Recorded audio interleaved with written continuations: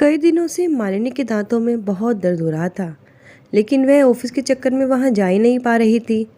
आज उसने स्पेशली बड़ी मुश्किल से ऑफिस से छुट्टी लेकर डेंटिस्ट के पास गई थी और उसका आज 9 बजे का अपॉइंटमेंट था। लेकिन जब वह घर वापस आकर घर की हालत देखी तो उसके हाथ पैर फूल गए। पूरा घर बुरी तरह बिखरा पड़ा था। यहाँ वहाँ कपड़े, रसोई में बर्तनों का ढेर और गैस पर बिखरी चाय उसके दिमाग को बहुत ख़राब कर रही थी। मम्मी जी आज काम वाली नहीं आई क्या? सुबह के 11 बज चुके थे और पूरा घर बुरी तरह बिखरा पड़ा था। मालिनी की ननद सिम्मी जो अभी तक सो रही थी। कोई जवाब ना मिलने पर मालिनी ने फिर एक प्रश्नवाचक निगाहों से अपनी सास की तरफ देखा। अरे बहू, मैंने काम वाली हटा दी। बिल्कुल भी अच्छा काम नहीं करती थी और वैसे भी घर में काम इतना थोड़ी ना है कि हमें काम वाले की ज़रूरत पड़े। उनके काम वाली पिछले 6 सालों से इस घर में काम कर रही थी। तब तो कभी मालिनी की सास को उससे कोई शिकायत नहीं थी, लेकिन मालिनी की शादी के 6 महीने बाद ही काम वाली के काम में उन्हें दिक्कत होने लगी। यह बात मालिनी के लिए हजम करने लायक भी नहीं थी। लेकिन मम्मी जी, घर का काम कैसे होगा? आप तो जानती हैं ना कि मेरा ऑफिस होता है। मालिनी के इस सवाल पर उसकी सास ने जवाब दिया, अरे तो ऑफिस तो तुझे 10 बजे जाना होता है ना, और अगर तो थोड़ा सा जल्दी उठ जाए तो 10 बजे से पहले अपने घर का काम करके जा सकती है। और वैसे भी हमारे घर में काम ही कितना है। हमने तो अपने ज़माने में पता नहीं कितना कितना काम किया है, और आजकल तुम जैसी लड़कियों को देख लो, काम के नाम पर जान निकलती है। मालिनी ने एक निगाह अपनी ननद सिम्मी पर मारी, जो अभी भी बेफिक्री से सो रही थी, और वैसे भी उसकी उम्र भी ज़्यादा नहीं थी। पिछले महीने 22 की ही तो हुई थी, तो भला उससे उसकी माँ काम कैसे करवा सकती थी। मालिनी जानती थी कि अगर उसने ज़्यादा बहस की तो बात उसकी नौकरी पर आ जाएगी।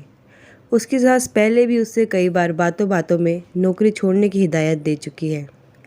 उसने बहस करना ठीक नहीं समझा और जाकर काम करने लग गई। 1 महीना हो चुका था। मालिनी सुबह घर का काम करके ऑफिस जाती और शाम को आकर फिर अपने घर के काम में लग जाती। उसके व्यवहार पर भी समय न मिलने और नींद न पूरी होने के कारण चिड़चिड़ापन आने लगा था, जिसको उसका पति अंश पिछले कुछ दिनों से महसूस कर रहा था।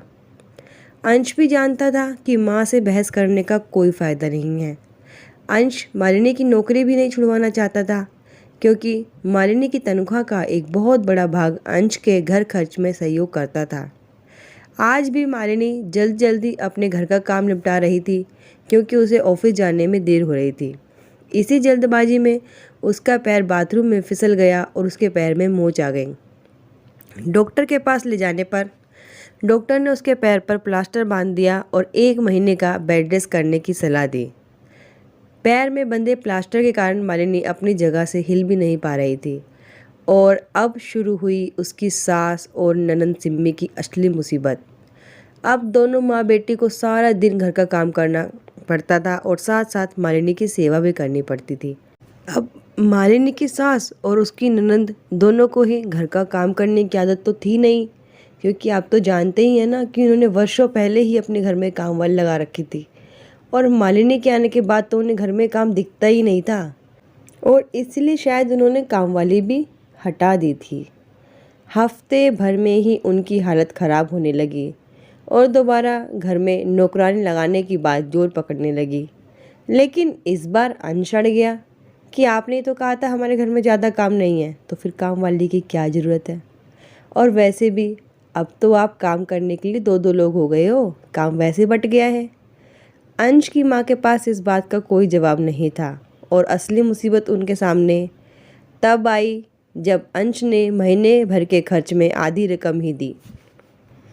सबको पता था कि मालिनी की तनख्वाह को मिलाकर ही अंश घर खर्च दे पाता था, लेकिन आज उन्हें एहसास भी हो गया था कि मालिनी की नौकरी उनके लिए कितनी ज़रूरी है, और साथ ही साथ उन्हें महीने भर से घर में काम करते करते यह भी पता चल चुका था कि हमारे घर में काम कितना है। आज बिना कुछ कहे मालिनी के परिवार को उसकी अहमियत का एहसास हो चुका था, और अब मालिनी की सास अपनी गलती को स्वीकार करे बिना ही कामवाली को वापस बुलाने की सोच रही है। अब वह किस बहाने से कामवाली को वापस बुलाती है, यह तो वही जाने। आप तो बस हमें इतना बताएं कि आपको कहानी कैसी लगी है, और अगर ये कहानी अच्छी लगी है तो प्लीज़ चैनल को सब्सक्राइब कर दें ताकि अगली कहानी का नोटिफिकेशन आपको सबसे पहले मिल सके।